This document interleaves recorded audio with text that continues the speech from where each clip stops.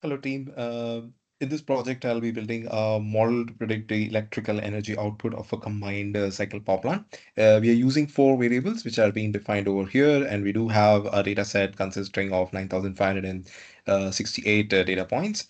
These are the four variables that we've been defining in order to predict our Y, which is the net energy output, which is getting generated.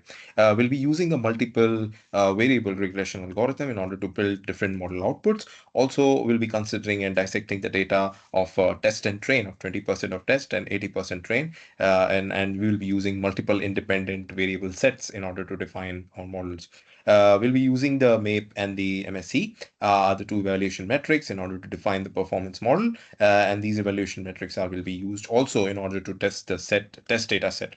The output of the models using the MAPE and the residuals are linked in order to judge a business case and define the business outcomes. We are generating three models here, which consist of model one, which we are including all the four variables. Model two, we are including three, and model three, we are including only two variables. Since these are the independent variables, we are assuming they are continuous, and since they are continuous, we'll be using the multiple variable regression algorithms. Why there is a reason for the using the three models, which we'll be talking about in the coming minutes. Well, we'll be seeing why the model two we only have three variables, and model three we have two variables. Taking a quick clue on the correlation metrics, we can see that the V input variable and the AT input variable are highly correlated with each other, and there are also some kind of negative correlations among the other variables. Jumping to model one, as we can see, we have four variables over here in order to generate the regression model. We could see that the p-values generated over here are less than 0.05, which means that the model is statistically viable and sustainable. Also, we have generated the model considering a confidence interval of 95%.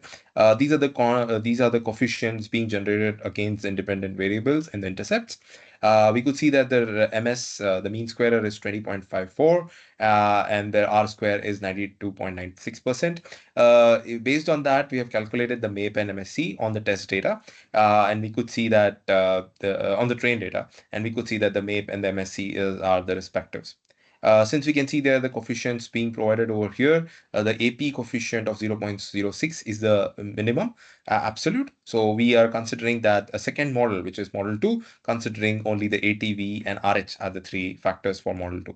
When generating the regression model, we could see that even this model is statistically viable, considering the p-value less than 0.05. Also, we get the intercepts and the coefficients for the independent variable. Based on that, we calculated the MAPE and MSC. We could see that the MAPE for model 1 and model 2 are more comparable. However, there is a slight increase in the mean square error for the train data. We did the same case for Model 3, where we have considered only AT and V are the two particular independent variable and generated the model. Even this model is statistically viable, considering the value of the P less than 0.05. Here we got the R square as 91.6%. Also, we can see that the MAPE and the MSC are slightly higher than what we have seen in the Model 1, Model 2 on the train data.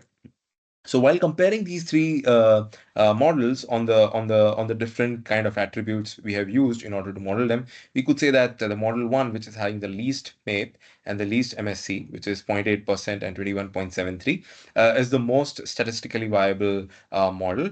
We have applied the same on the test data and found out moreover the nearable outcomes, which is 0.8% for the MAPE test and 20.53 of the mean square error. Also, taking into account the business outcome of this particular part, we could say that the every 1 unit increase in the ambient pressure, which will increase in the energy generated by 0.06 megawatt. Also, similarly, we can say that every unit or 1 degree Celsius increase in the temperature will decrease the energy by 1.98 megawatt. But we can say that this particular model is viable for model 1 when we are considering all the four variables, and these are the certain, the MAPE and the MSC outcomes. Thank you.